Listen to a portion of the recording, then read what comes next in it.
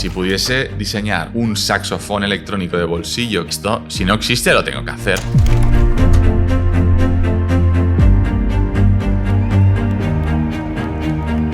El proyecto va cogiendo forma, estudio de mercado, vas validando que la idea tiene sentido. Nos vamos a Silicon Valley. ¿Qué pasa si no lo acabas desarrollando? Te dan 100.000 euros y no te sale el producto.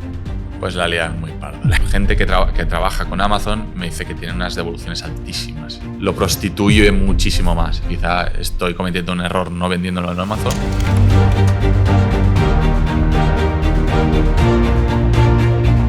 Me dejé el estuche del saxo abierto. Y era brutal porque una tarde pues me caían 4 o 5 euritos. Bueno, habíamos mandado unos productos, creo que era Argentina, y estaba el producto parado en la aduana. Y ahora tenemos un pollo que tenemos un montón de pasta. A ver, tío, ¿tú en qué eres bueno? Hola a todos y bienvenidos a una nueva edición de Toque de Ingenio, el podcast donde exploramos el mundo de la innovación, la ingeniería, la industria y el emprendimiento. Mi nombre es Edgar Guerrero y soy cofundador de algunas empresas como IMAS o Proton-Go, en las que tenemos la suerte de participar activamente en el diseño, la ingeniería y la fabricación tanto de nuevos productos como de nuevos procesos para las empresas y startups más innovadoras de nuestro país. Empresas tan innovadoras como la que presentamos hoy en el podcast, Odyssey Music, y su CEO Ramón Mañas, quien hace unos años tuvo la idea de crear un nuevo producto que iba a revolucionar un sector tan tradicional como el de los instrumentos de viento, y con el que conseguiría hacer su práctica más accesible y sobre todo menos molesta para aquellos vecinos no tan incondicionales de la práctica musical de los nuevos aficionados. En un momento Ramón nos explicará de dónde surgió la idea de este producto tan revolucionario para muchos, pero antes permitidme agradecer a Proton-Go el patrocinio de este episodio. Proton-Go es una plataforma online para que empresas, departamentos de desarrollo, de I+D, centros tecnológicos o universidades puedan encargar la fabricación de sus piezas y prototipos en diferentes tecnologías, como puede ser el mecanizado CNC, la impresión 3D o la colada en moldes de silicona. Y todo ello mediante un formulario online en el que podrás subir tus archivos 3D y obtener de forma muy rápida y sencilla un precio y un plazo para la fabricación de tus prototipos. Ramón, muchas gracias por aceptarnos la invitación, por haber venido a charlar un rato con nosotros sobre innovación, sobre emprendimiento y, en tu caso, sobre instrumentos y sobre la práctica musical. Edgar, un placer. Muchas gracias por invitarme y con muchas ganas de charlar un rato. Muy bien.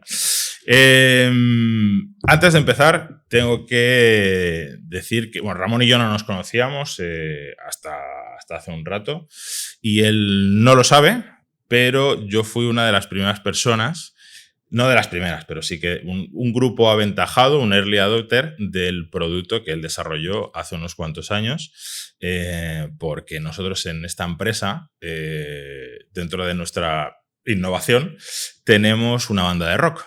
Y entonces la banda de rock todos somos o miembros o antiguos miembros de la propia empresa. Yo canto, toco la guitarra, el batería es un mecánico del departamento de producto, el del bajo es un chico de programación, o sea, al final nos lo hacemos brutal. Todos, ¿no? Y el que toca el saxo con nosotros, pues hace unos años apareció aquí un día, todo excitadísimo, porque había encontrado por internet un saxo de plástico que generaba sonidos MIDI, podía ensayar en su casa, porque claro, en su casa estaban hasta las narices, todo este vivo en el centro de Barcelona, y apareció, hostia, Edgar, ¿tú esto cómo lo ves?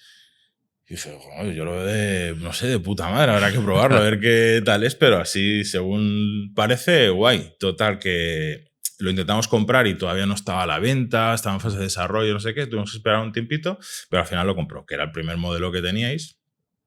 Y cuando lo recibimos, claro, lo probamos y yo me quedé blanco cuando vi que estaba impreso en 3D. Sí, sí. Y dije, hostia, qué huevos el tío que directamente ha salido al mercado con las piezas impresas en 3D. Y bueno, lo estuvimos probando y, hostia, pues bueno, la verdad es que daba el pego. Y no sé, ahora no me he acordado de preguntarle si llegó a comprar el segundo o no.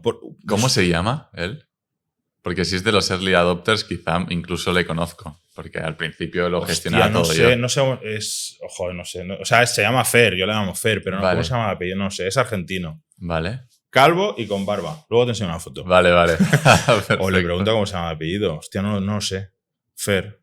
Sí, de los... Bueno, ya te digo. Claro, no sé si él llegó a participar del Kickstarter o se esperó a que lo tuvierais y lo compró luego directamente en la web. Pues si no tiene el segundo, pues se está perdiendo la revolución. Luego le llamamos. A ver si lo tiene. A ver si lo tiene o no. Porque sí que me suena que en algún momento me dijo, hostia, estoy viendo que van a sacar el segundo, y no sé si compraron o no, pero ahí le perdí el caso y hasta que contactamos contigo para hacer esto, me vino toda la historia. De hecho, claro, yo no sabía que erais de Sant Cugat. Claro. Vimos eso, ese producto está guay, pero podía ser de cualquier sitio, sitio del mundo.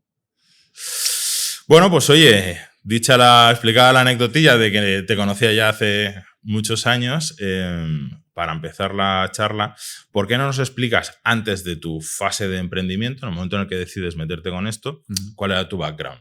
¿Qué formación tenías? ¿O vale. dónde estabas trabajando? ¿Qué hacías? No sé dónde empezar, pero digamos que yo de formación soy ingeniero en diseño industrial. Estudié en el ISABA.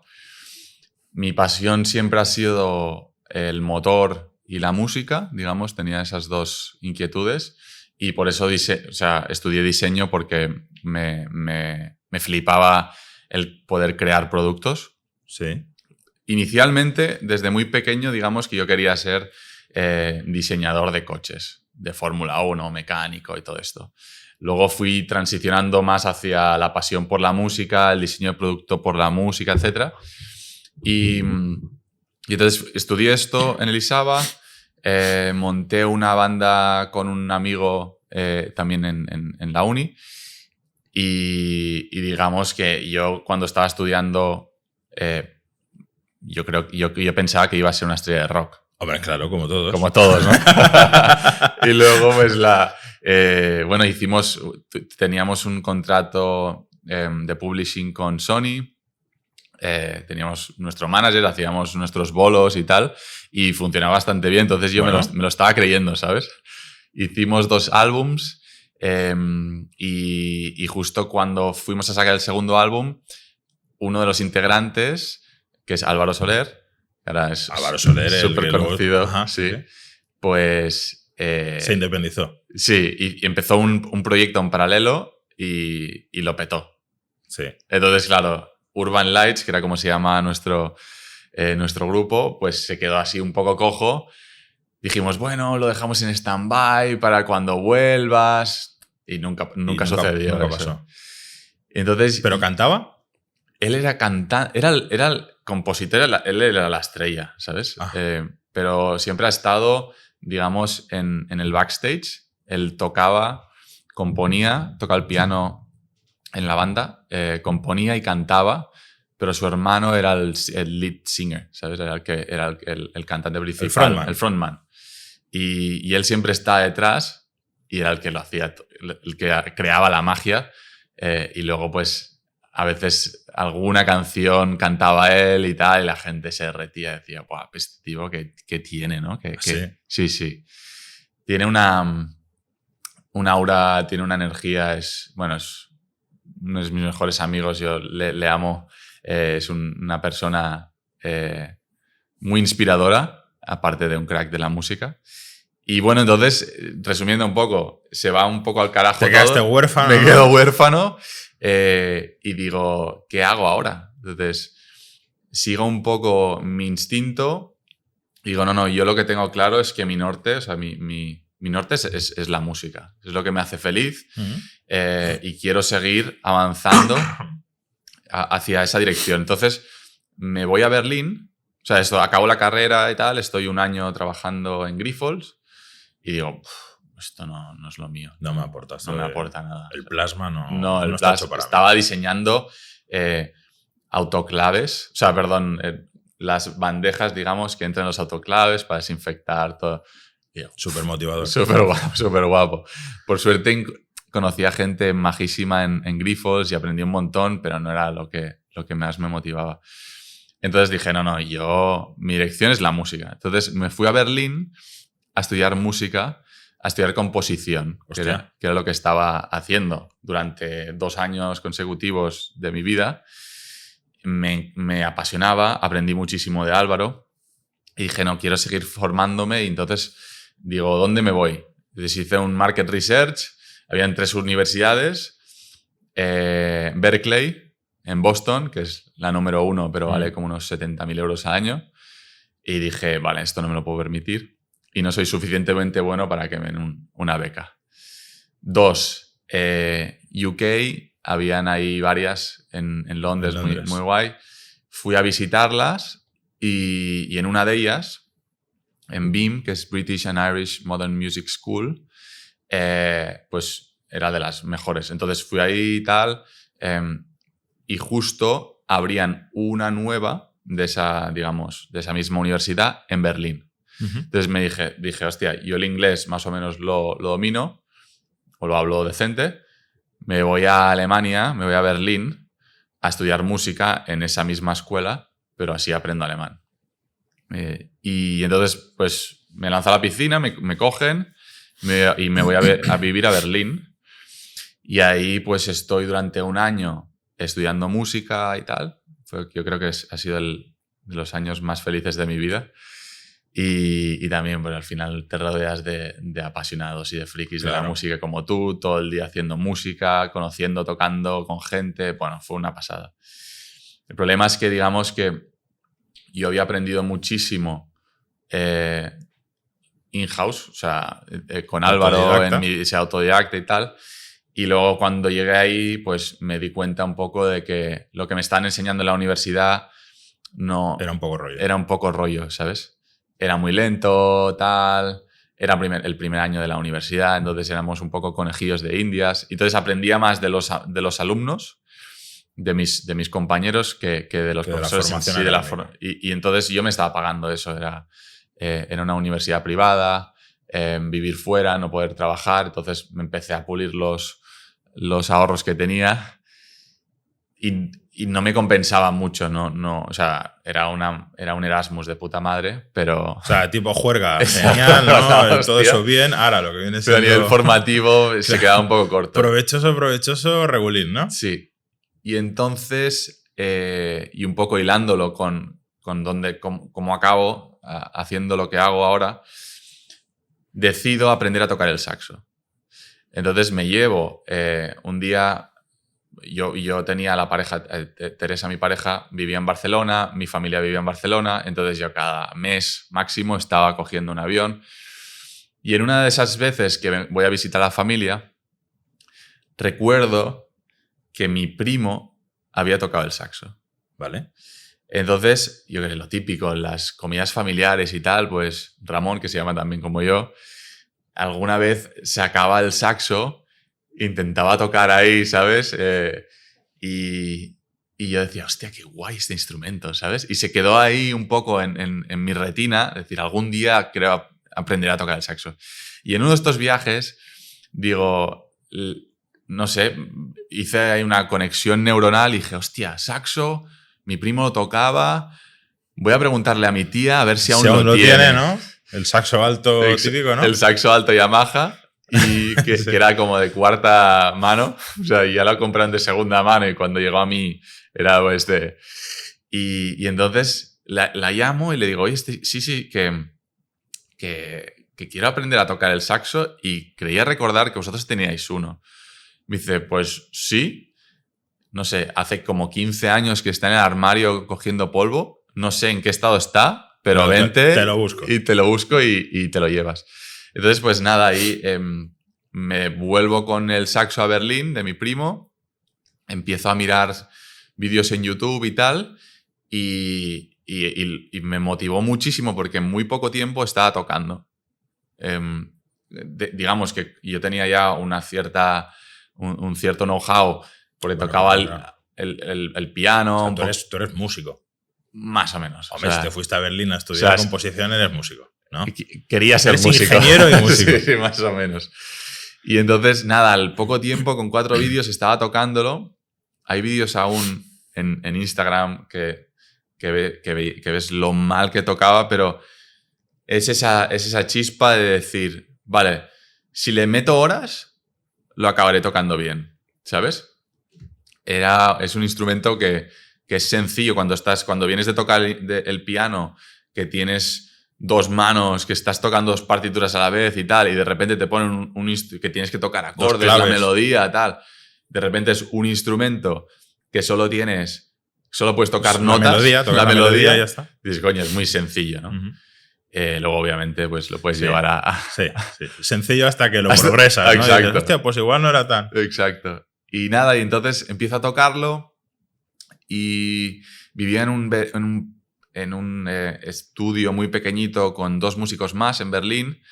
Y al principio, jiji, jaja, hostia, mi compañero de piso toca el saxo o está empezando a tocar el saxo, vamos a grabar cosas juntos y tal. Luego se dieron cuenta que tocaba fatal y que estaba tan motivado que lo tocaba a todas horas. Entonces me convertí en su peor pesadilla, ¿no? Cada 2x3 era en plan, hostia, Ramón, por favor, si puedes tocar más bajo o estoy intentando grabar, podrías, por favor, estar 1 hora sin tocar. Y si no eran mis compañeros de piso, eran los vecinos. Bueno, era un drama. Constantemente me cortan las alas. Y además la sordina del saxo está mal resuelta. Sí, está muy mal resuelta. Es una caja donde metes el saxo, metes las manos por ahí. Sí.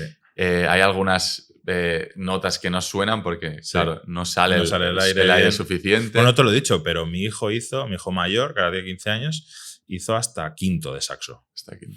Y mira, justo lo que decías, acabo dejando el conservatorio y todo, porque me decías que me aburro un montón. Sí. Es que lo que me enseñan aquí no me aporta nada. Cero. O sea, yo tocar cosas fuera, pues, de hecho tocaba conmigo y tal, pues eso me motiva. Claro. Pero venía aquí a estudiar y luego se desmotivó un montón y lo dejó. Bueno, pues eso yo lo viví cuando el niño tenía, no sé, 9 años, 10 años y tocaba en casa.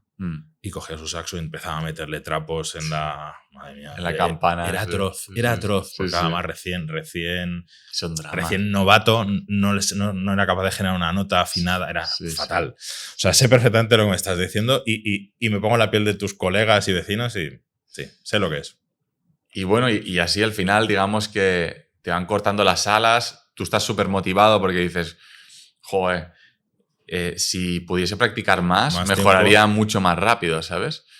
Entonces, pues acabé yendo a los parques a tocar en Berlín, te puedes imaginar, al principio en primavera es la hostia, pero luego llega el frío, te pelas de frío, empieza a nevar, y bueno, fue una experiencia bonita porque mientras no hacía frío, pues yo ahí tocaba, muy romántico, la gente que paseaba venía, un día... Te hacían fotos. Hostia, un día moló porque eso fue sin querer. Pero me dejé el estuche del saxo abierto, ¿sabes? Y te echaba moneda. Sí. Y dije, Dios, business model. Estoy generando, ¿sabes? Estoy practicando aquí. Estoy en break-even ya. Claro, exacto. Y era brutal porque, yo qué sé, quizá una tarde pues me caían 4 o 5 euritos y yo tenía debajo de donde vivía, una pizzería que te daban trozos de pizza, el slice, porciones, ¿no? De slices de pizza. Y entonces me pillaba un par o 3 de trozos después de cada ensayo. Era la hostia, ¿sabes? Y dije, bueno, yo lo voy a poner ahí. Mira, ahí se queda y voy haciendo. Vamos viendo. Sí. Pero bueno, luego llega el invierno, hace un frío de la leche y dices, joder, pues qué pena, ¿no? Los pianistas tienen los teclados, se enchufan, los guitarristas su guitarrita eléctrica, los baterías también y los saxofonistas no. Y ahí, pues... Mi mente de ingeniero ya empiezo a cavilar, pues, hostia, esto no puede ser, tal. Market Research, empiezo a buscar. En ese momento existía el EWI. No sé qué es el EWI. El EWI es las siglas de Electronic Wind Instrument. Ajá. Y era como el instrumento de viento per se para los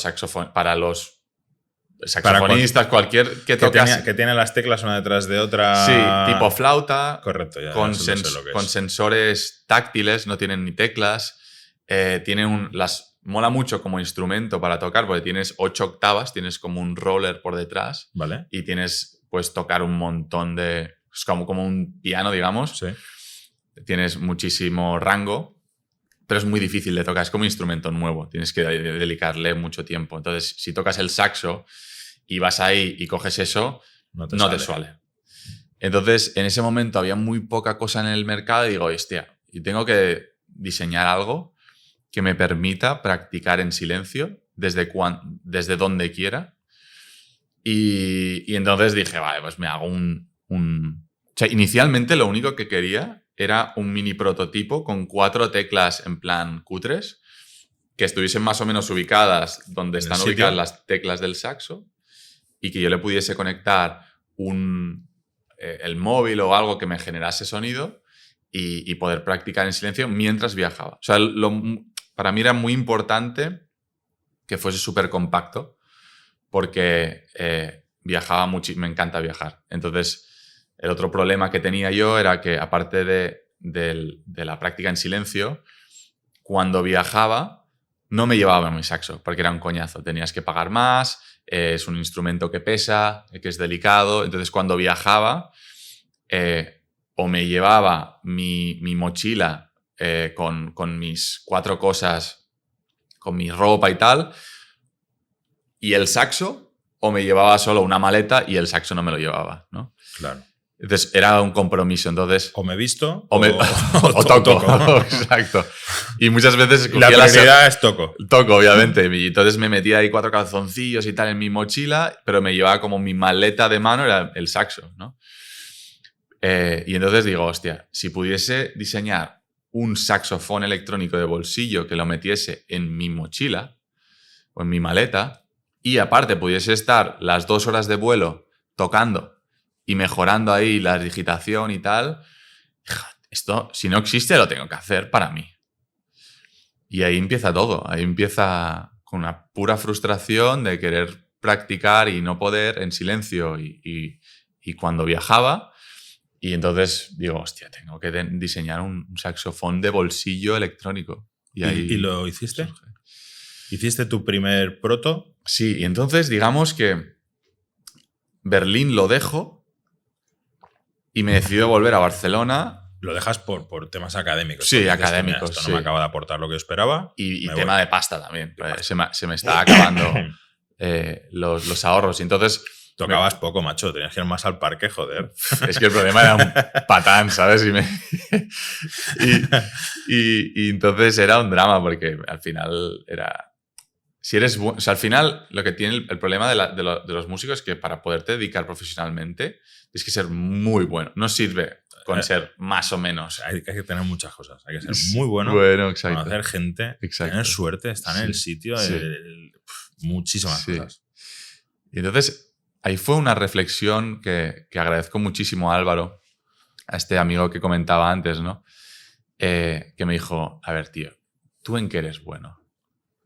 Fue como un baño de agua fría. Es decir, eres ok con la música, ¿vale? Pero no te vas... O sea, hay gente que es infinitas veces mejor que tú y que no se gana la vida de esto, ¿sabes? Sí. Enfócate en lo que eres bueno. Y entonces fue como, vale, no tenía pasta. Lo que me estaba aportando en Berlín tampoco era muy interesante. Digo, me voy a Barcelona, trabajo de ingeniero de producto, de lo que sea, y dejo la música como un hobby y ya está. ¿Vale? Como hemos hecho todos. Como hemos hecho la gran mayoría de músicos aficionados. Exacto. Tal cual. Entonces, nada, me vuelvo a Barcelona, empiezo a trabajar en un despacho de diseño de producto, llevando la parte más comercial y tal, pero a mí me gusta mucho. El diseño me gusta mucho, pero en la parte comercial también.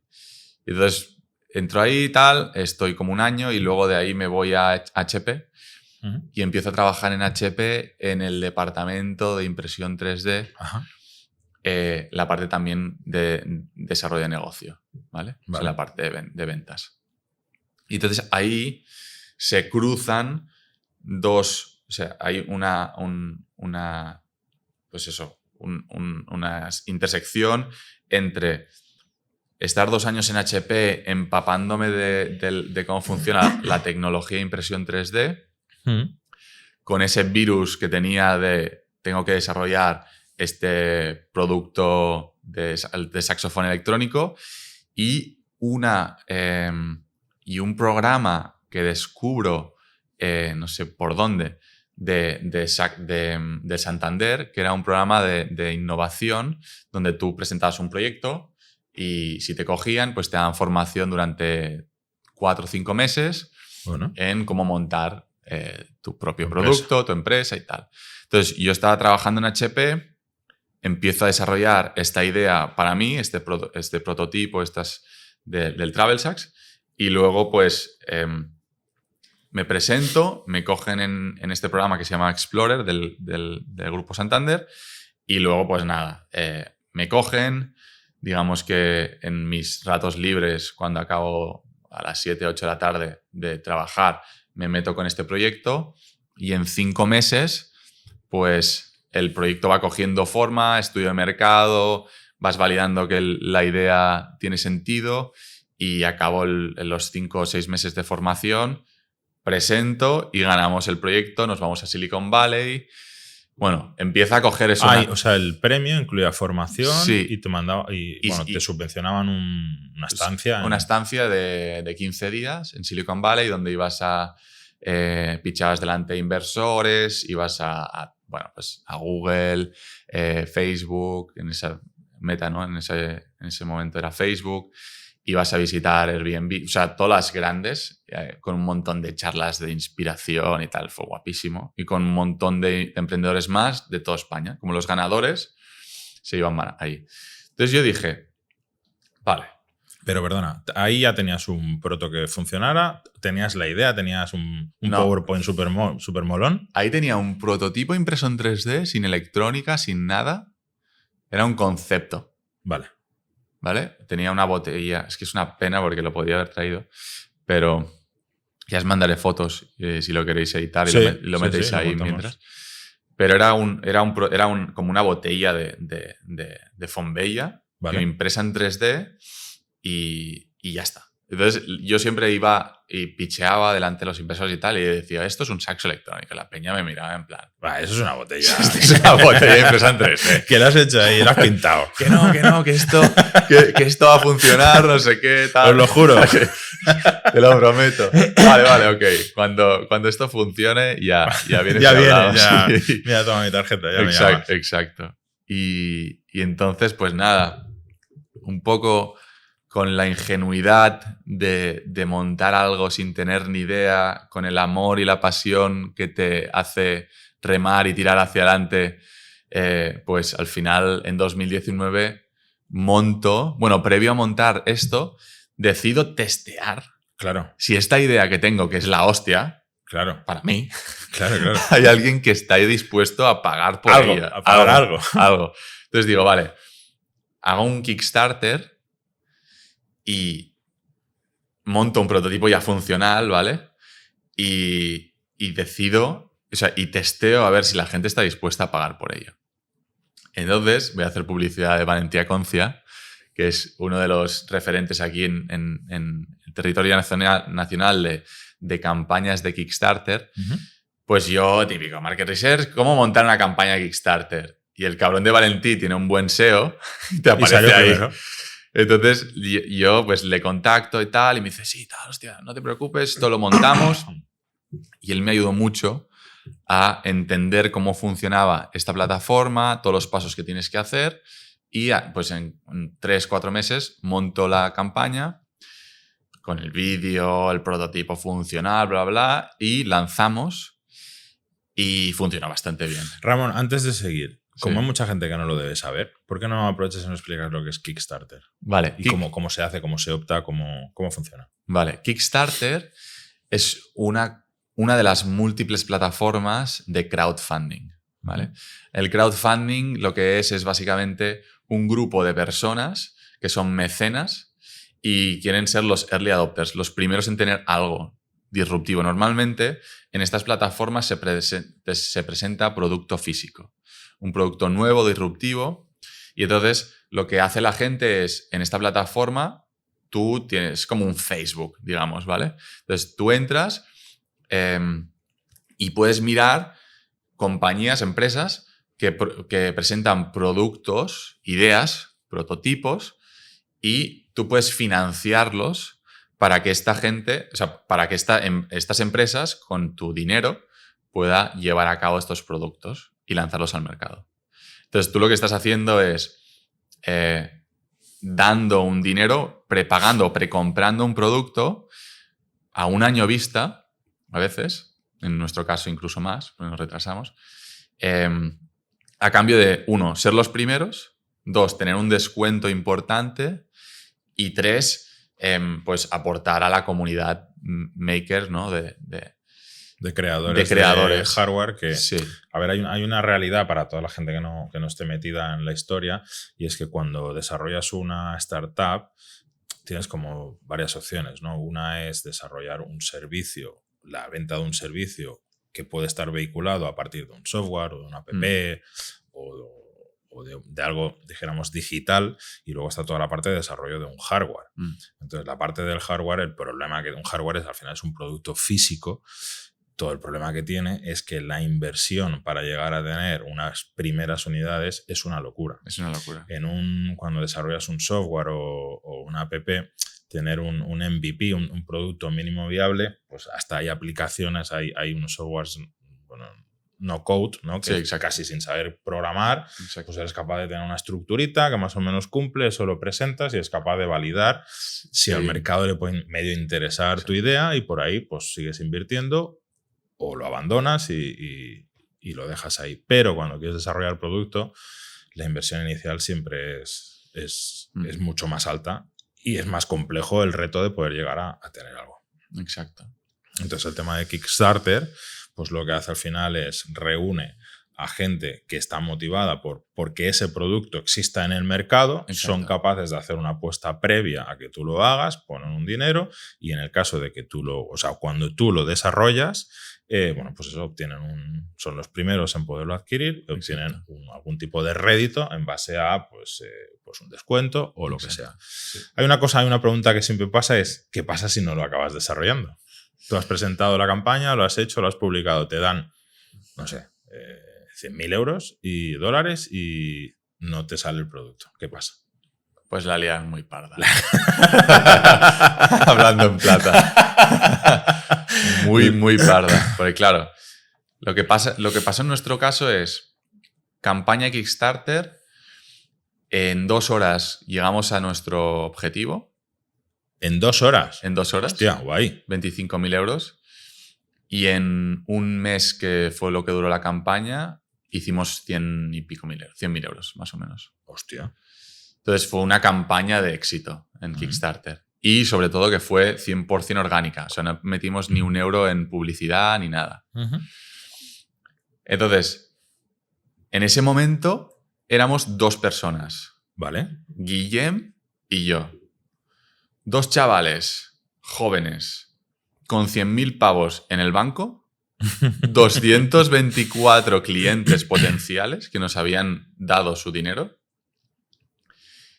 La primera reacción es, ¡buah, somos ricos! Claro. La segunda reacción es, mierda, tenemos 224 problemas que solucionar. Porque aquí no sé si se ve, pero habéis sacado una imagen muy interesante del producto. Este es el producto, o sea, es el prototipo que pusimos en Kickstarter. Y este prototipo funcionaba con papel de aluminio. O sea, tú en Kickstarter... Los conectores funcionan con papel de aluminio. Entonces, tú en Kickstarter tienes que demostrar a la plataforma que lo que tú estás vendiendo o prevendiendo funciona. Da igual cómo. Tú inicialmente presentaste un vídeo y la botella de Fonbella, ¿o qué? Sí, ya tenía más pinta de... Sí, exacto. Y habíamos hecho un prototipo más o menos que funcionaba. La parte de fuera era bastante guay, pero por dentro era un Frankenstein bestia que funciona. O sea, el concepto de Bluetooth, de una app que teníamos que se conectaba y tal, más o menos funcionaba. No funcionaba, no teníamos ni app, pero fakeamos de que había una app, como tú bien comentabas, ¿no? Con estas apps que dices que van pasando páginas, pero no pasa nada, ¿sabes? No se conecta nada ni nada.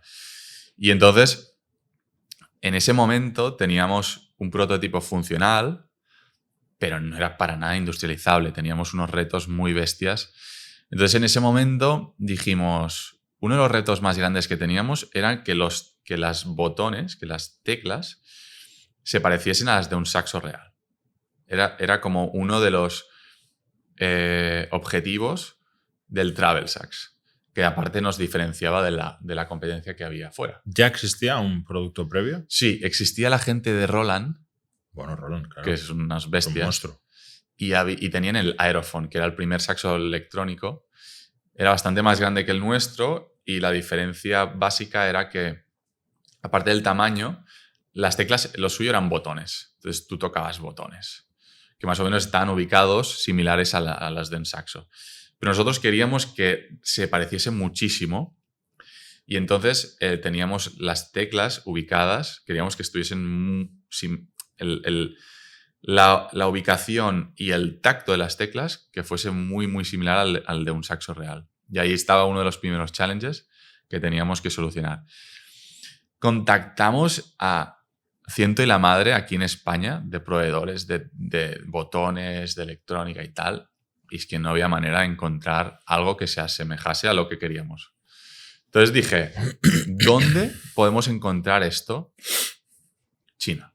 Xi Jinping te abrió los brazos y dijiste, voy para allá. No, Xi Jinping no. Tenía un colega de la uni que estaba viviendo en China, llevaba 2 años en Shenzhen.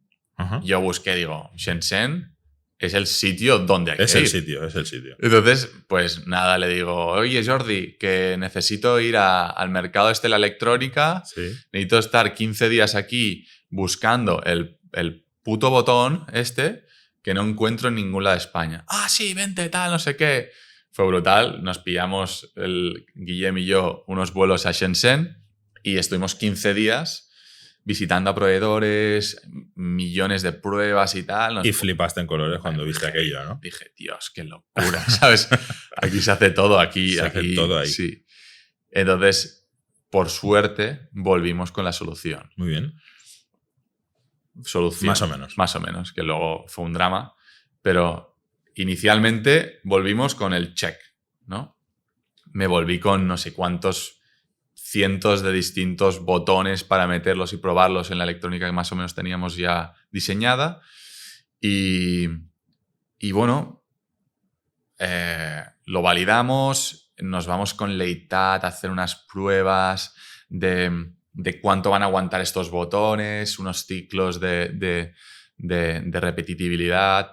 Llegamos a pasar, no sé si 300.000 ciclos, que eran como 6 años tocando 8 horas cada día. Una locura. Y dijimos, vale, check. Empezamos a fabricar. Proveedor en China. Eso era impresión 3D, lo primero que fabricas, ¿no? Sí. Vale. Y la electrónica, que era lo que habíamos testeado, eran botones mecánicos. Entonces la tecla impresa en 3D apretaba un botón mecánico. Sí. Y lo que habíamos validado era que ese botón mecánico no fallaba. ¿Vale? Ya teníamos el proveedor, habíamos hecho millones de pruebas, le damos a fabricar, nos llegan los primeros prototipos. Sí, drama. Y de cada 10 que montábamos, uno no iba. Había alguna tecla que dejaba de funcionar. A todo eso ya llevábamos, ya teníamos que empezar a entregar el Kickstarter a los mecenas, las 224 Travel Sax que habíamos entregado, y eso no iba. No iba. Bien. Me suena esa sensación, creo que la he vivido alguna vez, ¿eh? En plan, mierda, ¿sabes? Alarma, ¿qué hacemos, sabes? Y en ese momento lo único que puedes hacer es ser completamente transparente, hacer un gabinete de crisis, y en ese momento pues teníamos un mini canal de YouTube y cada 2 o 3 semanas hacíamos updates para decir, mira, esto ya nos ha llegado, estamos haciendo este prototipo, grabamos vídeos, íbamos informando a los mecenas de cómo está el proyecto. Súper transparente. Sí. Muy bien. Y llega ese vídeo que teníamos, o sea, ese update que teníamos que hacer y era un drama. O sea, decimos, mira, esto era lo que tenía que estar montado la semana que viene y entregároslo ya. La parte de hardware de plástico ya está validada, todo funciona, y la electrónica, que en teoría lo estaba, ya no va. O sea, no chuta. Y nada, entonces, básicamente, les decimos, oye, tenemos que abortar misión, nos podemos entregar el producto cuando habíamos prometido. no sabemos cuándo os lo podemos entregar, tenemos que diseñar otro tipo de botón. Entonces ahí es cuando empezamos a investigar qué opciones B, que por suerte ya estamos pensando en mejoras de la opción A, de lo que íbamos a entregar. Entonces, unos sensores ópticos que teníamos más o menos vistos y tal. Empezamos a hacer pruebas y dijimos, coño, perfecto. No es algo mecánico. Entonces, la parte mecánica, que era lo que la teníamos ya muy controlada, hacemos que la tecla obture un sensor óptico. Entonces, no tienes problemas de un botón que se aprieta, que deja de funcionar, que no sé qué. Entonces, pues pivotamos muy rápido y metemos sensores ópticos, hacemos todas las pruebas, validaciones, tal, funciona. Y luego tenías que certificar. Claro, tú no puedes entregar un producto sin que haya pasado las certificaciones de FCC, CE, de los marcados de Bluetooth. Teníamos un módulo Bluetooth, radiación, Sí. AP+, 3 meses más de retraso. Y bueno, al final, resumiendo, acabamos entregando el producto casi un año más tarde de lo previsto. Pero bueno, entregamos un producto validado, funcional, la gente está contenta y luego eso es 2019. 2020 empezamos a entregar las primeras unidades y a partir de ahí, con ese dinero empezamos a financiarnos, las primeras ventas ya empiezan a financiarnos y ya vamos vendiendo. Acabamos produciendo y entregando 1.500 unidades de la versión 1, que era la que estaba impresa en 3D. Bueno. En 45 países vendimos. Y eso pues ya nos genera suficiente cash flow para invertir en moldes y diseñar la versión 2. Antes de llegar a los moldes, ¿cómo es tu...? O sea, en este podcast eres el segundo invitado que nos enseña un producto con el que ha salido al mercado directamente impreso en 3D. El otro día estuvimos hablando con Jordi Tura, que ha hecho unas férulas. Cuando tienes una lesión en un brazo, pierna, lo que sea, pues ha desarrollado un sistema que escaneas el producto. De hecho, podemos dejar un enlace en algún sitio y el acceso al otro vídeo, ¿no? Y ha hecho con el propio iPhone, con la cámara frontal del iPhone, escaneas el brazo, la pierna, lo que sea, la extremidad lesionada. De ahí obtienes un archivo, un STL, un 3D del brazo escaneado y en base a unos parámetros médicos, según la lesión que tú tengas, pues se construye con una IA que han desarrollado ellos esa férula. Y esa férula se imprime en 3D, en ese caso es en resina, y se le manda al cliente. Claro, yo flipaba el otro día cuando me lo enseñó, decía, hostia, qué de puta madre es esto, ¿no? Pero al final él está comercializando un producto impreso en 3D. Claro. ¿Cómo fue tu experiencia de salir al mercado con, o sea, tanto la producción como la gestión de la producción, que es algo como innovador respecto al método clásico de fabricar moldes, ¿no? Eso y luego la aceptación del mercado. Yo flipé cuando lo recibí, lo vi y me lo dieron en las manos y dije, cago en la puta, esto está impreso en 3D. Entonces estuve en mi shock. Sí. Luego es verdad que el producto, la calidad era buena, entonces pues realmente te da igual, ¿no? Claro. Pero ¿tú cómo lo viviste?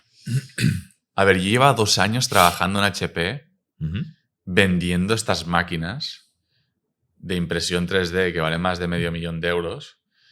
Y entonces no es la impresión 3D que la gente se espera. O sea, no es la típica máquina de CDM, de hilo extruido. No es la doméstica de casa que tiene todas las rayitas ahí.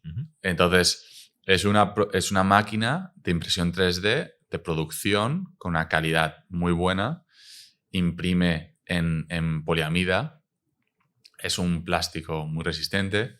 Y luego, bueno, pues al final lo que te permite es poder lanzar un producto de buena calidad. Obviamente, no es el acabado que encontrarás con un producto inyectado, ¿no?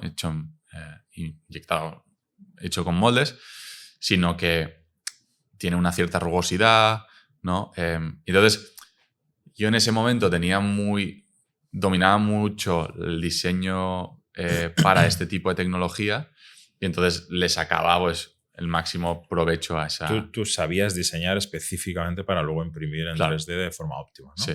que eso es lo más importante. Como optimizar las piezas para que topológicamente pues, sean más resistentes, requieran, o sea, manteniendo la misma estructura y la misma resistencia, pues reducir al máximo la cantidad de material, el gramaje, para que te cueste menos la pieza, bla, bla, ¿no? Entonces ahí pues yo tenía bastante know-how y entonces me atreví a lanzar un producto de estas con esta calidad al mercado. Obviamente pues potenciando mucho la personalización, o sea, te puedes personalizar. A nosotros no nos costaba nada más. Entonces a todos los mecenas estos pues les ofrecíamos la posibilidad de poner tu nombre o tu frase o lo que quisieses en el producto. Que estaba impreso directamente, claro, y salía de la máquina. Ya salía de la máquina, sí. Y luego el concepto era pues... era un concepto modular, por si se te rompía una tecla, pues lo podías reparar. Entonces, bueno, fue guay. Luego, al final, estás compitiendo también con empresas muy top como Yamaha, Roland, que diseñan unos productos espectaculares en molde. No usan obviamente esta tecnología para fabricar. Entonces tienes que ir hacia ahí porque quieres competir contra los mejores con un producto de alta calidad. Entonces ahí es cuando ya inviertes pues, 100 y pico mil euros en moldes para transicionar y mejorar el producto. Vale, dos cosas. Una es... yo era muy consciente cuando recibí el producto que eso estaba impreso en 3D. La gente, ¿cómo reaccionó? Fueron conscientes, se la sudaba absolutamente como estuviera aquello hecho si sonaba. Sí. ¿Tuviste algún tipo de feedback? O sea, esto lo explico porque o sea, lo explico, te lo pregunto, porque no es el primer proyecto que pasa por nuestras manos y hay una solución que es, oye, mira, pues salimos al mercado con piezas impresas en 3D, al menos las primeras unidades, y es una forma más o menos ágil de obtener un MVP, ¿no? Sí. Antes de, porque claro, invertir 100.000 pavos en moldes es una risa, tienes que tener un modelo muy validado. En cambio, fabricar eso en 3D no es barato, pero es muchísimo más asumible. Entonces, al final te pregunto, ¿cómo fue el feedback de tus clientes? Si detectaste algo, pros, contras. A ver, nosotros fuimos muy transparentes desde el primer momento diciendo que el producto que recibirían era impreso en 3D. Obviamente le sacábamos todas las partes positivas, claro, que era la personalización, etc.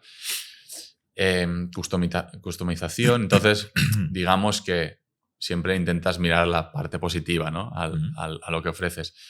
Pero yo creo que al final la gente quiere una solución. La gente quiere que, en nuestro caso, ¿no? Quería poder practicar en silencio y poderlo hacer desde donde quisiese con un saxofón de viaje, de bolsillo. Sí. Entonces, le daba un poco igual que fuese un poco más rugoso, ¿sabes? Siempre y cuando al final el objetivo era solucionarles ese problema, ¿no?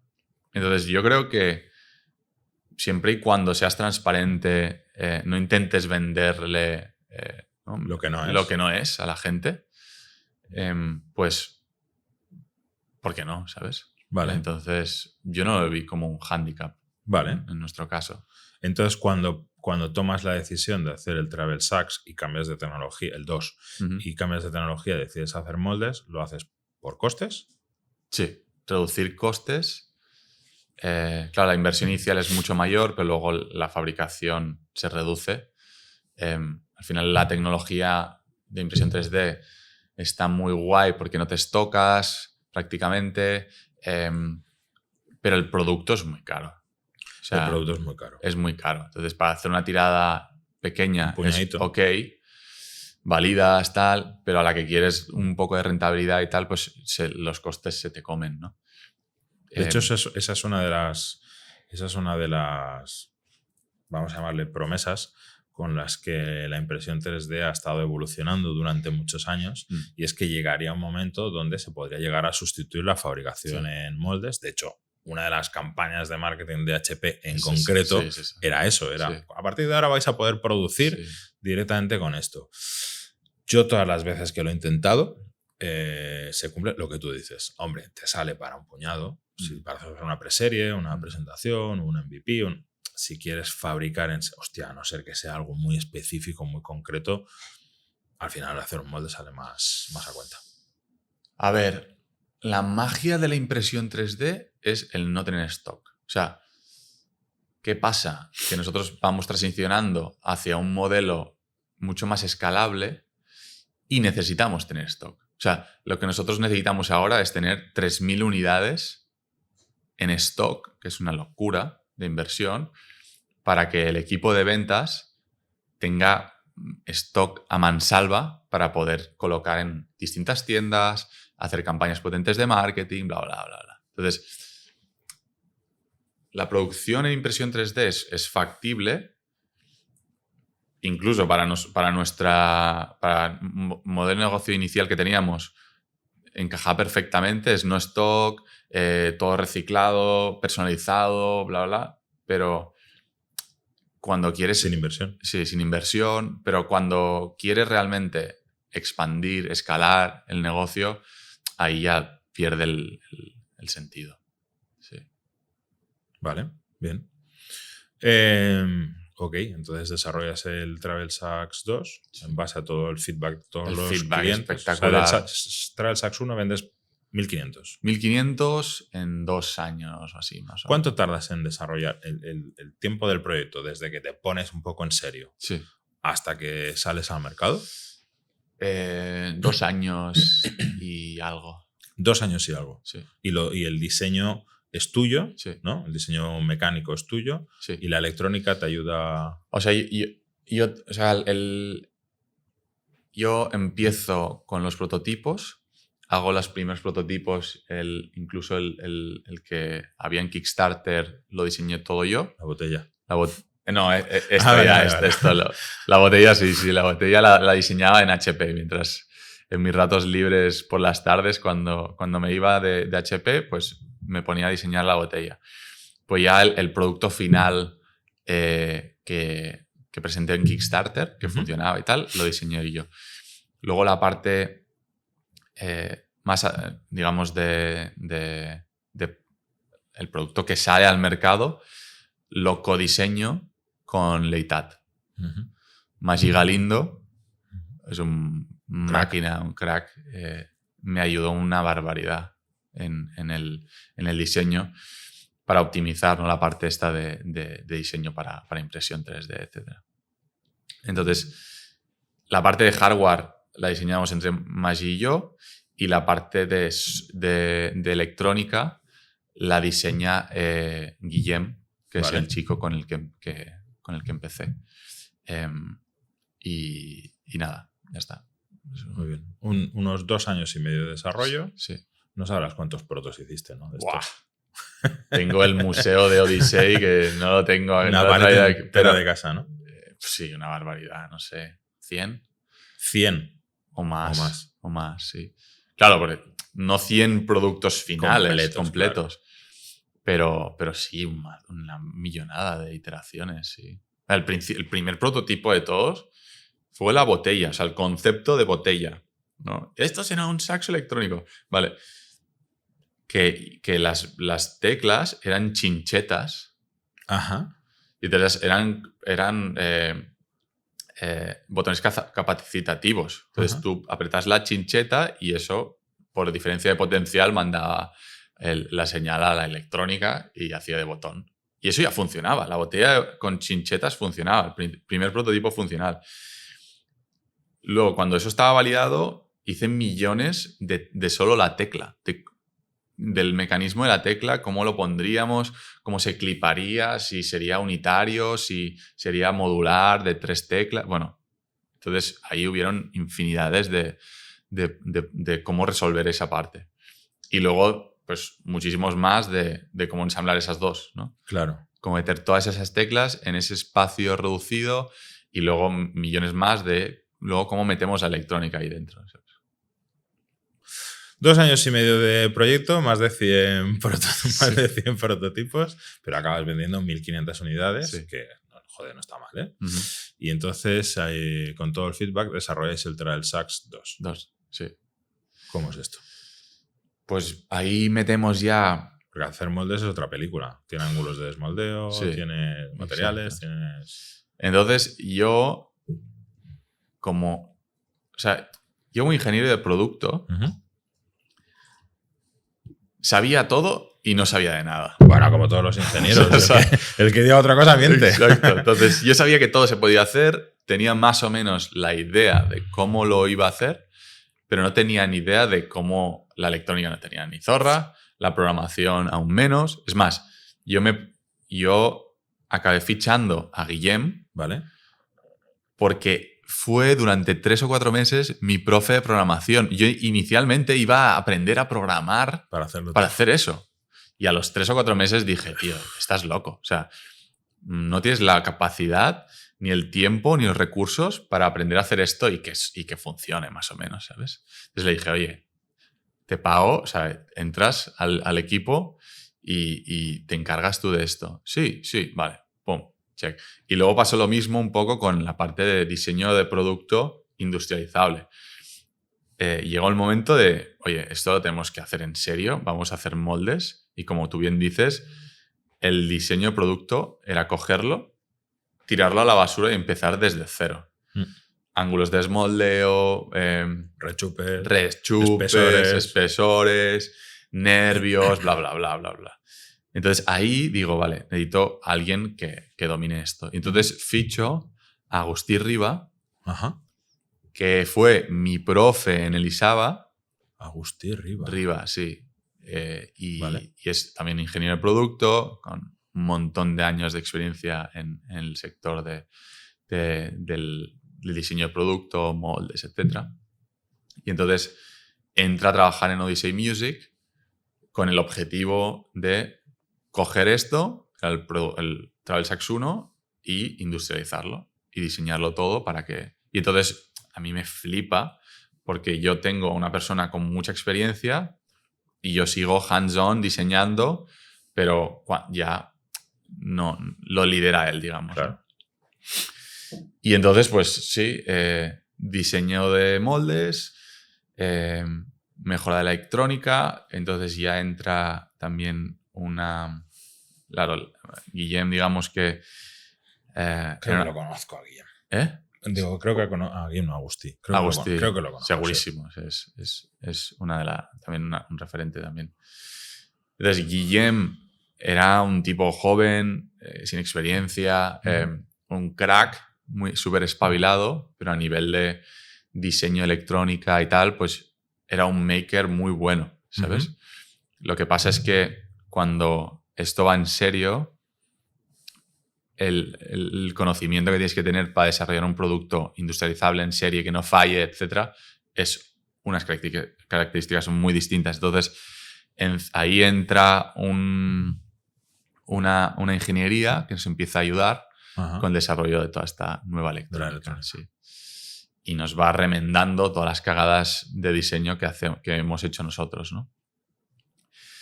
Y nada, entonces... Pues en 2020... O sea, el segundo proyecto, ¿cuánto puede tardar? Un año. A un año. Un año. A fondo, ¿eh? O sea, puto gas. ¿Y te financiaste con el bootstrapping, es decir, con lo que habías sacado? A medias. Luego, para la versión 2, hago otra campaña de crowdfunding. Vale. En este caso, con Indiegogo, que es una plataforma igual a Kickstarter, pero es otra. Entonces dijimos, vamos a probar esta, a ver qué tal. Funcionó bastante bien, hicimos 130.000 euros. Joder. Y con eso financiamos los moldes y parte... Macho, eres el rey del crowdfunding, ¿eh? Sí, fue guay. O sea, al final entendías el proceso y ya tenía un equipo que me ayudó también. La inicial la hice toda yo. O sea, piqué todo. O sea, fue una locura. Y entonces yo con el know-how que tenía dije, vale, pues ahora con el equipo de marketing, que en ese caso era una persona, Carlos, y Jauma, que lleva la parte de producción, un poco de diseño gráfico y tal, montamos la segunda campaña y funcionó bastante bien. Y con eso financiamos básicamente moldes y el diseño de la electrónica de la versión 2. Muy bien. Y sales al mercado con la segunda versión. Sí. ¿Y eso es hace? O sea, ¿en qué año? 2 años. Un par de años. Sí. O sea, llevas un par de años vendiendo esta segunda versión. No llega, 1 año y algo, sí, más o menos. Vale. ¿Cómo está yendo esto? Pues muy bien, está yendo muy bien. Ahora ya tenemos de la versión 2 unas 3.000 y pico vendidas. Y creciendo mucho ahora. Sí que... Y estuvimos 4 años y medio creciendo orgánicamente. Hemos sido rentables desde el año 1. Muy, pues eso, optimizando costes a saco y tal. Y luego ahora en agosto del 23 entra un inversor y entonces ahora pues pasamos de ser 6 personas a en medio año ser 13 o menos. O sea, sí, 13.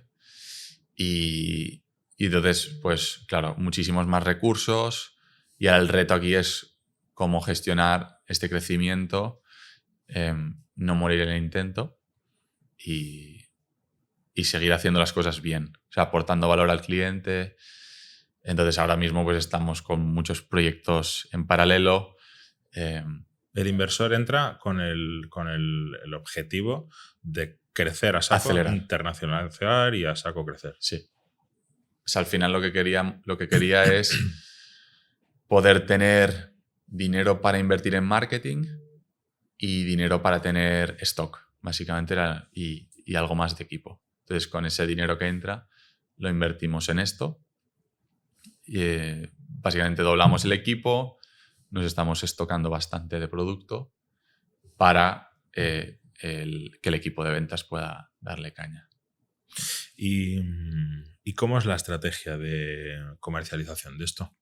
Es decir, tú, bueno, o incluso con el Travel Sax 1 haces el Kickstarter, vale, guay, sí. Vendes los 260 y tantos. Sí. Luego, ¿cómo lo das a conocer al resto del mundo? Haces una web súper chula con un vídeo. Sí, con Wix. Un tío tocando, un negro tocando el saxo, seguro, sí, ¿no? Sí, exacto. Sí, correcto. No falla. Y... Jimmy Shanks, el saxofonista de Jarabe de Palo.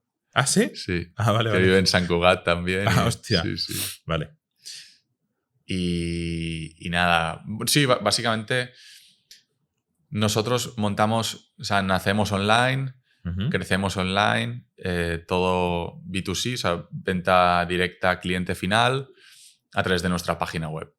Vale. Hasta hace 5 meses, 6 meses. Pero la promoción, ¿cómo la hacías? Porque tienes que meter un producto nuevo en el mercado. Orgánico, o sea, al final, boca a boca. Piensa que lo bueno de estar en un nicho es que un saxofonista probablemente conozca a otro saxofonista. Y si el producto le mola, lo va a ir expandiendo. Entonces, boca a boca nos funcionaba muy bien. Y luego Instagram. ¿Sí? Instagram, pero también orgánico. No metíamos dinero en ads ni nada. Y entonces, pues... escribiendo hashtag saxofonistas, entraba y un poco de growth hacking. O sea, me metía a seguir peña que era buena y yo mismo le escribía a un privado diciendo, oye, ¿no conoces el Travel Sax? Tío, estás muy fuera, no ¿sabes? Eres nadie. No eres nadie. Y entonces había mucha gente Hostia, muy de guerrilla, ¿eh? Muy de guerrilla. En plan, ¿en serio? Y entonces mucha gente ni me contestaba. Y los que me contestaban me decían, no, ¿qué es esto? Entonces, no, es un saxofón. Tío, eso es lo que lo está pegando claro, ahora en New York. O sea, no hay un saxofonista que no tenga esto. Exacto. Y nada, eso funcionó bastante bien. Y nada, pues esto, Facebook, pero todo orgánico. O sea, bastante guerrilla, ¿no? O sea, bastante de hacer un poquito lo que puedes, sí. sin una gran inversión en publicidad. Nada, cero. Sin una estrategia marcada de... Cero, ni idea. No teníamos ni idea, no... ¿Vale? Sí. Y poquito a poco, pues ahí vas metiendo. Sobre todo yo era obsesivo con que el cliente estuviese feliz. Que le gustase el producto y tener una atención al cliente de 10. O sea, para mí era básico. Para mí es el mejor marketing. O sea, que tus clientes hablen bien del producto. Sin duda. No hay nada que lo pague más que eso. Entonces, mi objetivo era... que yo era atención al cliente también. Sí, o sea, claro. WhatsApp. Tú eras el diseñador, claro, la atención al cliente, todo. El que hacía los paquetes, el que lo mandaba, el que rellenaba, el que llamaba DHL. Sí, sí. Fue muy guay esto, es una anécdota interesante porque nosotros nacimos en puro COVID. O sea, 2020, encerrados, Sí. Éramos 4 en el equipo. ¿Cada uno en su casa? Cada uno en su casa, ensamblando saxos desde casa por fascículos. Entonces, éramos 4. Claro. Tú te encargas de montar esta parte. Tú te encargas de poner la electrónica, tal. Y entonces quedábamos en la planta -2 del Capravo, hacer la compra y hacer el traspaso de mercancía. O sea, en plan... Como narcos, ¿no? Como putos narcos. Era muy heavy. Entonces, aparte cagaos, porque estaba... Claro. No se podía. Era ilegal Era eso. ilegal. Entonces quedábamos ahí, íbamos con el carrito, hacíamos la compra. O sea, luego, es un gesto, ¿no? Gesto, en plan, a la -2. Aparcábamos los 4 coches en batería. Abrir los maleteros. Maleteros, tengo fotos de eso, es muy gracioso.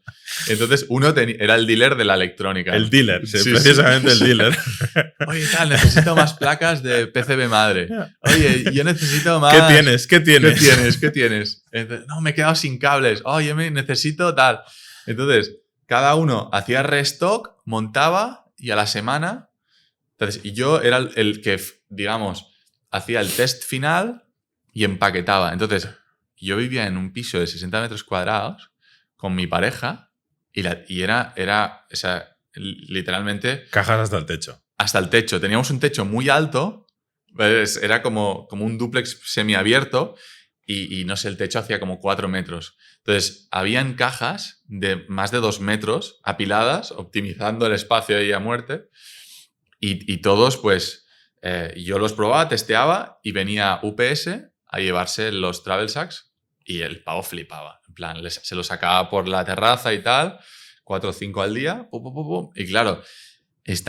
a mí se me pasó la pandemia volando. Haciendo paquetes. Sí, volando porque curraba un huevo. Estaba, claro, la gente encerrada en casa, con dinero, Claro. no podía molestar Claro. y era y buscando hobbies. Claro, ideal para practicar en silencio en casa, tal.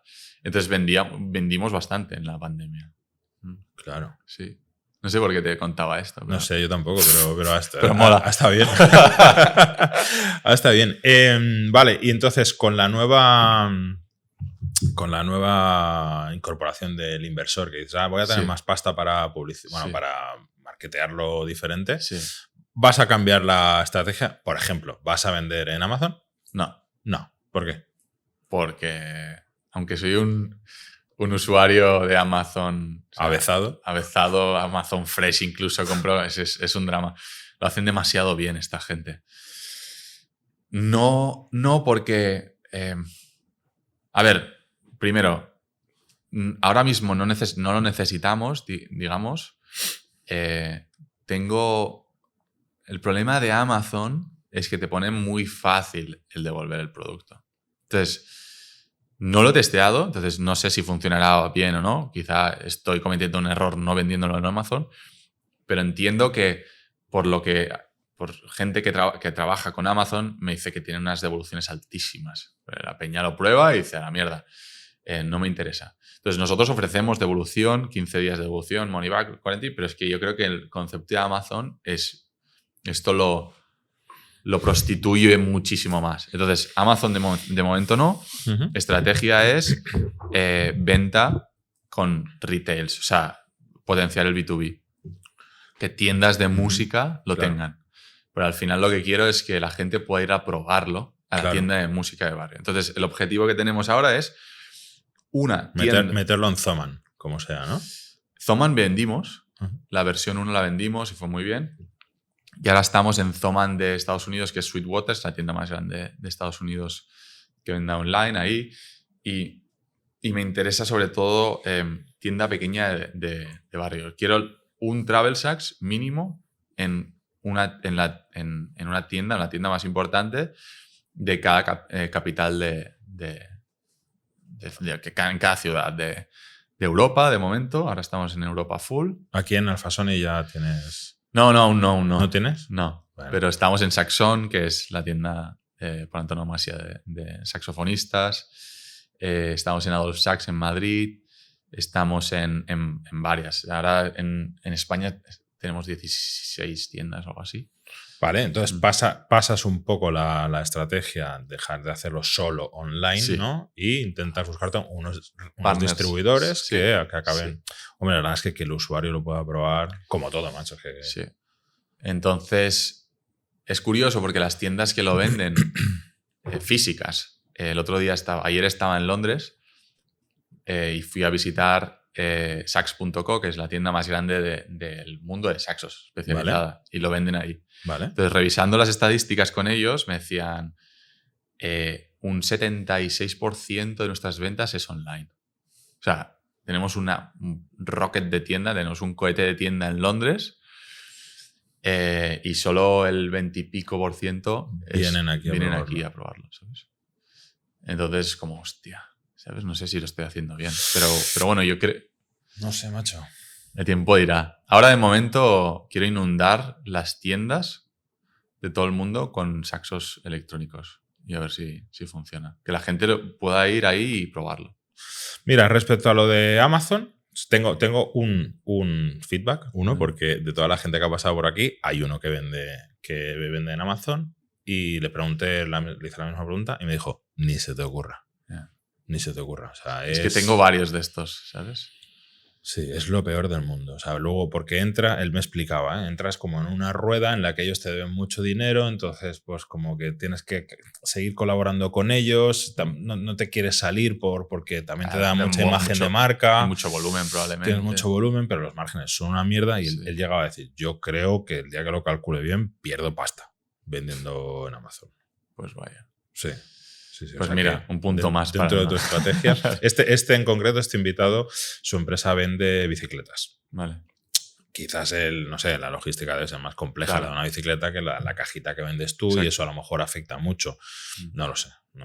Incluso el perfil de cliente, alguien que se plantea tocar el saxo, pues a lo mejor...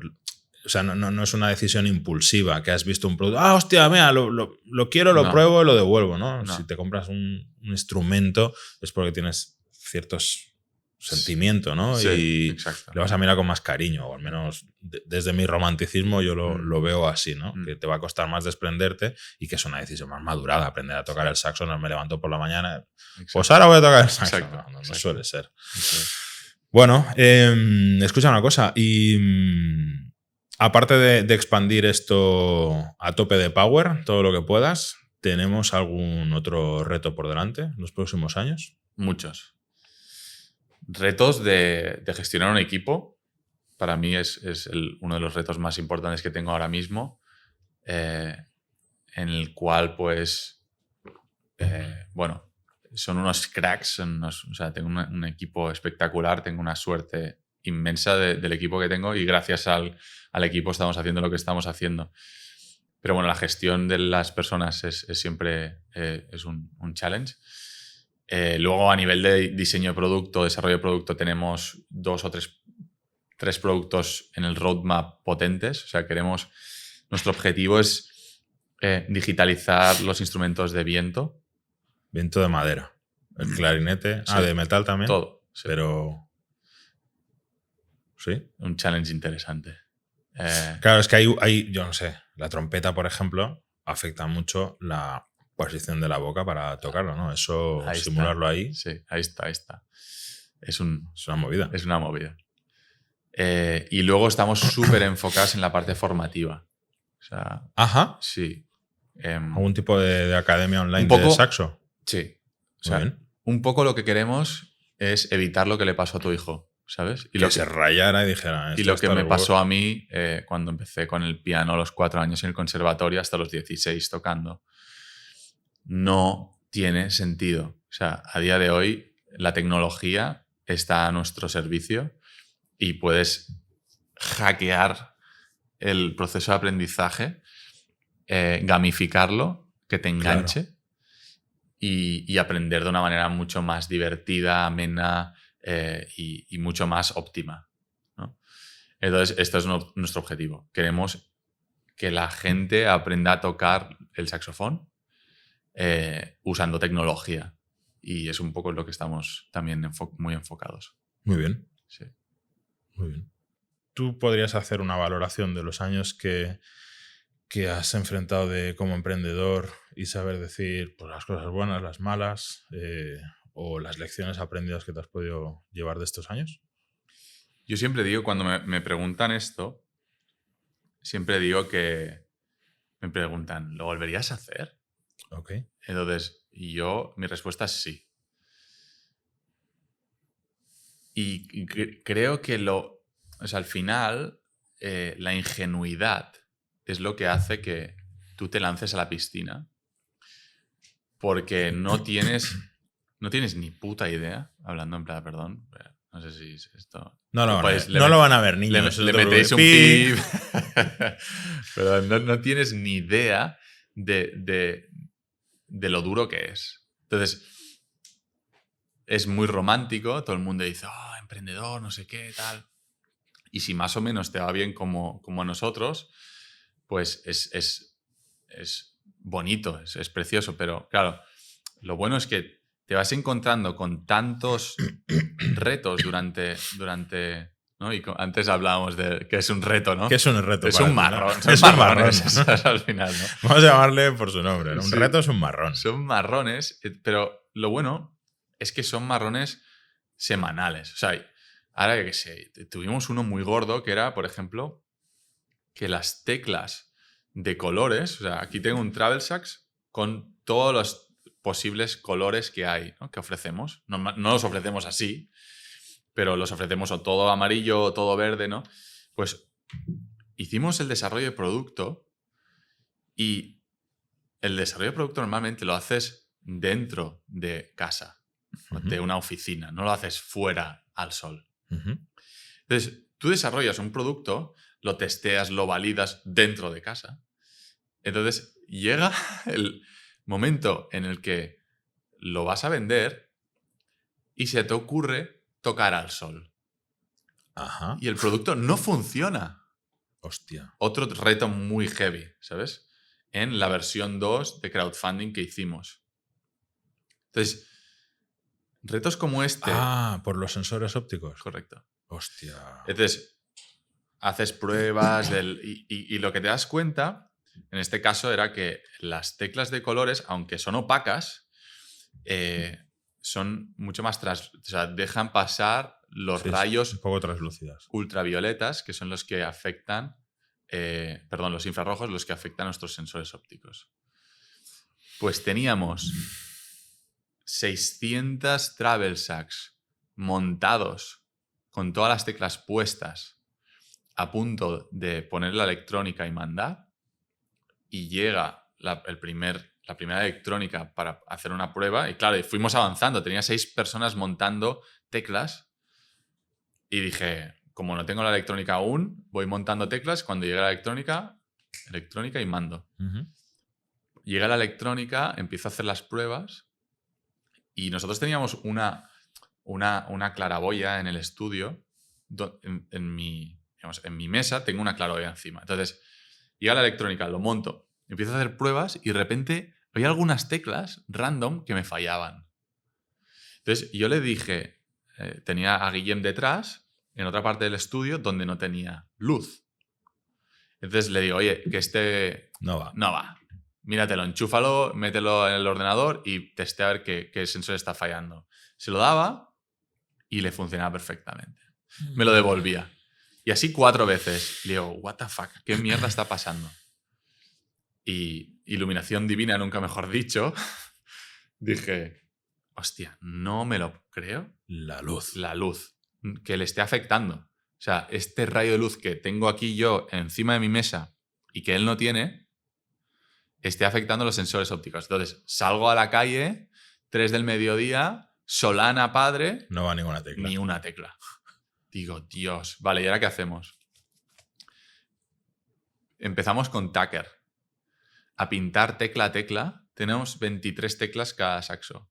Por 600 Travel Sax que ya están ensamblados, pues 3 semanas pintando teclas. 6 personas. Marrones de este tipo... Luego dile tú al inversor que no, hombre, es que no hemos podido cumplir el objetivo porque, claro, está pintando aquí con Tuckers todo el equipo. Claro, o sea, y ni el budget ni nada, ¿sabes? Se te va todo al garete. Entonces, un poco las reflexiones. Emprender es una pasada. Te vas a encontrar con problemas de estos y millones más, pero al final, para mí, es el mejor máster que he podido hacer. O sea, yo acabé la uni y no tengo ningún posgrado, ningún máster. Sí que he hecho por eso soy muy curioso, y hice el The Power MBA que hay. Que ahora el MBA online. Sí, que está muy de moda y la verdad es que fue guay. Pero no he hecho ningún máster ni ESADE, ni ese, o sea, ni en IES, ni en ESADE, ni en ninguna MBA, ni nada.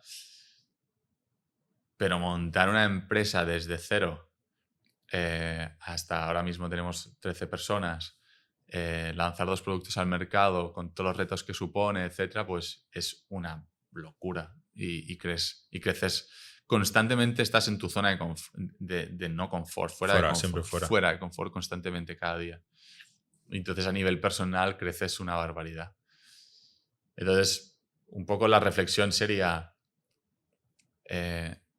si tuviese que volverlo a montar, montaría algo que me apasionase como ahora.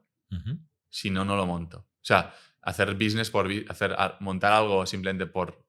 ¿No te dedicarías a vender servilletas de papel impresas con...? No. Personalizadas, por muy lucrativo que pueda llegar a ser. Porque te encuentras un montón de retos y al final es la pasión que tienes por el producto, por esa innovación tecnológica para los músicos que hace que sigas empujando y levantándote otra vez. Entonces, no sé si te ha respondido. No, totalmente. Para tu descarga, te diré que esto con el tiempo no se arregla, Va peor.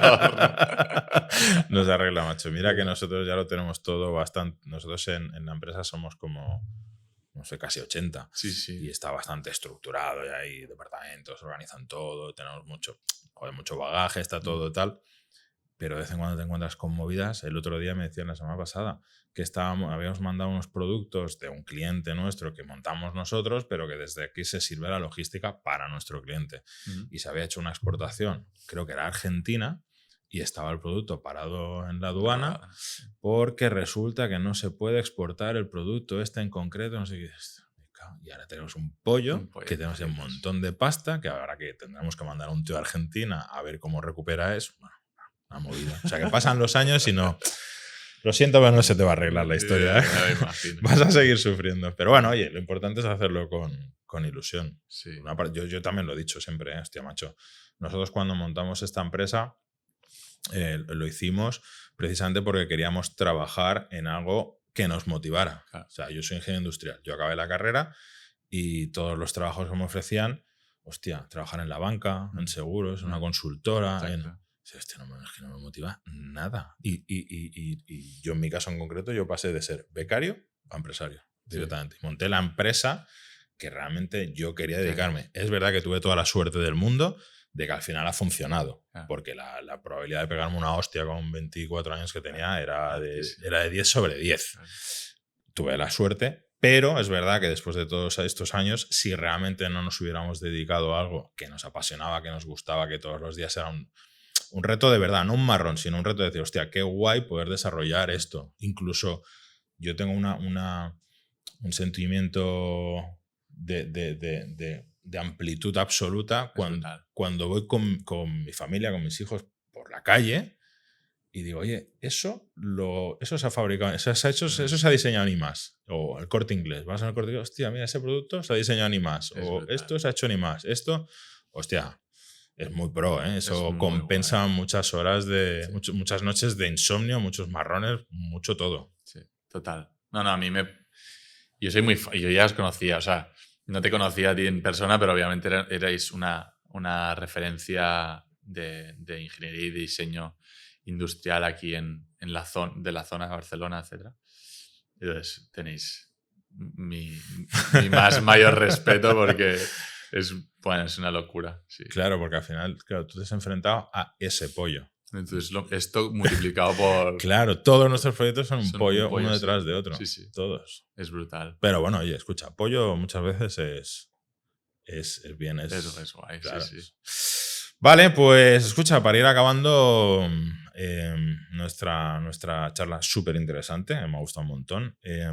Hay una pregunta que le hago a todos los invitados, que es para todos la misma, que algún día haremos unos recortes y las publicaremos todas seguidas, que es si serías capaz de decirme en todos tus años profesionales cuál ha sido la mayor cagada que has cometido. La mayor, es que la he cagado cada día y mucho. La mayor cagada. La de quererte morir. Tuvimos una gorda. Bueno, es la de las teclas que he explicado, es una de las gordas. Pero no hace mucho tuvimos otra que era una parte del. O sea, digamos, dentro del Travel Sax hay una parte electrónica que es tipo sándwich. Entonces, o sea, tú metes las dos, tienes la parte superior y la parte inferior de la carcasa, y dentro de la parte superior y de la inferior hay electrónica. Entonces, al cerrarlo, pues si no lo cierras bien, puedes pellizcar cosas. Correcto. Vale. Pues hubo un cambio que hicimos en una de estas placas, que el 3D está perfecto. En el 3D todo funciona siempre. Y entonces, claro, el problema de cerrar un producto es que tú lo cierras y no tienes rayos X, claro, para ver qué hay dentro que esté. Entonces, pues tiras millas, ¿no? Entonces, pues por suerte nos dimos cuenta bastante pronto y tuvimos unos cuantos travel sacks que tenían el tubito que desagua la saliva pellizcado por 2 PCBs. Perfecto. Y nada, y eso pues al final supone un problema porque esa saliva al final se acaba colando afectando a una parte de la electrónica. Y nada, y eso fue una liada gorda porque, bueno, fueron muriendo esos travel sacks, ¿no? Claro. Y claro, uno lo tengo en Argentina, otro lo tengo en Perú, otro lo tengo en China, otro lo tengo en Japón, Estados Unidos. Entonces, recuperarlos, repararlos y volverlos a mandar, obviamente es garantía. O sea, lo cubrimos todos nosotros. Claro. Es un pastizal que te cagas. Y entonces haces números y dices, wow, que esta cagada es este valor. Este valor. Entonces, ataque de pánico, literal. Pensaba que, o sea, he entendido lo que es tener un ataque de pánico real, de que se te nubla, o sea, efecto túnel, sí. Te falta el aire, y dices, Dios, que esto luego no es tan, o sea, luego lo analizas fríamente y dices, bueno, pues tampoco es tan cagada porque no van a fallar todos de golpe, ¿sabes? Entonces, pues... Bueno, irás recuperando poco a poco y asumiendo los costes, ¿no? Y ya está hecho, ya los tenemos todos arreglados y no ha sido tan dramático, pero al principio dices, Dios, qué chapo. O sea, que cierre la empresa. O sea, que no soy... o sea, tantos productos era como para llegar a... Bueno, es que no eran tantos, pero es que el problema es que en ese momento tienes una caja, no tienes soporte bancario, o sea, no teníamos nada de pólizas de crédito ni nada. La caja que teníamos era la que teníamos. Teníamos apalabrado una cierta producción que se tenía que pagar y teníamos unos sueldos que pagar, una estructura. Y luego dices, vale, o sea, que tengo que poner pasta ahora de repente. Claro. Y bueno, y eso fue una cagada gorda, que casi nos saca de... La de no dormir mucho tiempo, ¿no? Sí, no, bueno, un día tal y luego pues te levantas otra vez, haces números, Excel, tal, a ver cómo lo gestionas, dónde sacas la pasta y luego te das cuenta de que no es tan dramático. O sea, un poco el resumen es que ni lo bueno es tan bueno como parece, ni lo malo es tan malo como parece en general. Y mañana va a salir el sol. Exacto. Entonces dices, oye, pues... pa'lante. Pues afrontará, ¿no? Sí, ya lo sacamos. Muy bien. Y Oye, lo sacas. no te he preguntado cómo se gestiona el tema de la saliva aquí. Pues mira, ese es el tubo que... Tiene un tubito, porque el saxo Sí. tiene un desagüe. Tú soplas por aquí. Mira. Bueno, de hecho podemos aprovechar y nos haces la demo de Hago una cómo, demo, venga. de cómo suena. Tú soplas por aquí, le puedes poner la boquilla de un saxo real. Ujú. Le das aquí, lo enciendes. Sí. Y luego tienes para conectarte los auriculares Ujú. por aquí. Y practicar 100% en silencio o soplas. Te lo podrías conectar directamente a auriculares si tú lo escuchas sin conectar al móvil. Sí, Podrías directamente. Sí. Ujú, ¿vale? ya tiene sonidos, tiene 60 sonidos distintos. Tiene un altavocito por aquí, si estás Ujú. en casa y tal.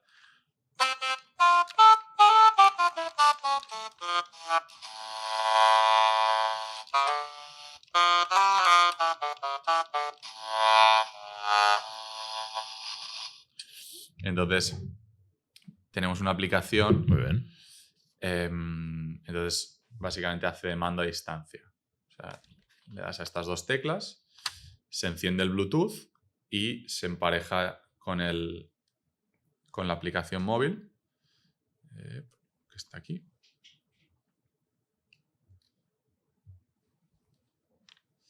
Y entonces, a través del móvil, tú puedes cambiar los distintos instrumentos. Ahí está. Entonces, ahora pone playing tenor. ¿Vale? ¿no? Y ahora, por ejemplo, pues le voy a dar a acordeón. Y lo acabo de cambiar a acordeón.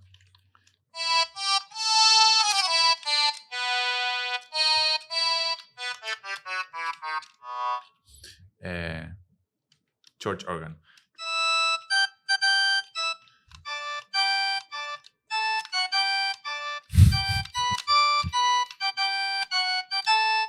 Muy bien. Armónicas, bueno, tienes todos los saxos típicos, soprano, este es el soprano. O el barítono, por ejemplo.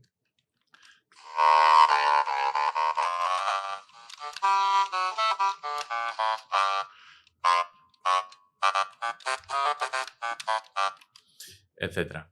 Muy bien.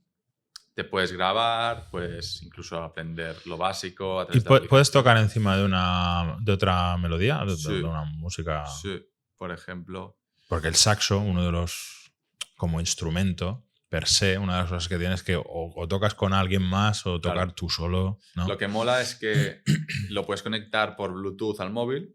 Ujú. Entonces, por ejemplo, yo ahora lo conecto aquí al Spotify. ¿Vale? Entonces, yo qué sé, abro esta canción y entonces me sonará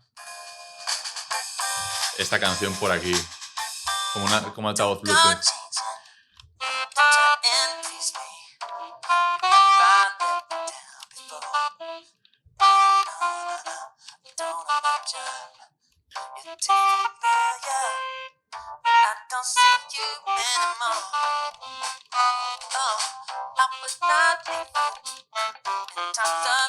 Y bueno, improvisar encima, bla, bla, bla. Entonces Muy bien. también hay aplicaciones tipo iReal que te van pasando los acordes y entonces puedes ir mirando mientras te mandas el backing track y tocas encima.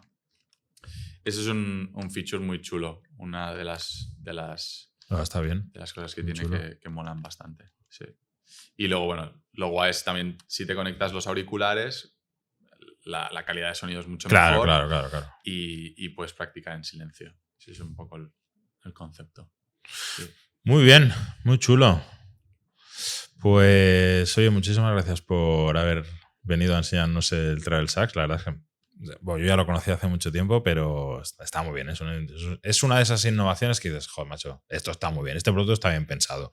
Hay cosas que las veces dices, esto, bueno, mira, no sé si está cubriendo el hueco del mercado o ha sido más un push de lo voy a meter con calzador como sea, pero esto realmente es una necesidad y creo que cubre su hueco y además está bien resuelto. Está bien resuelto y está muy bien.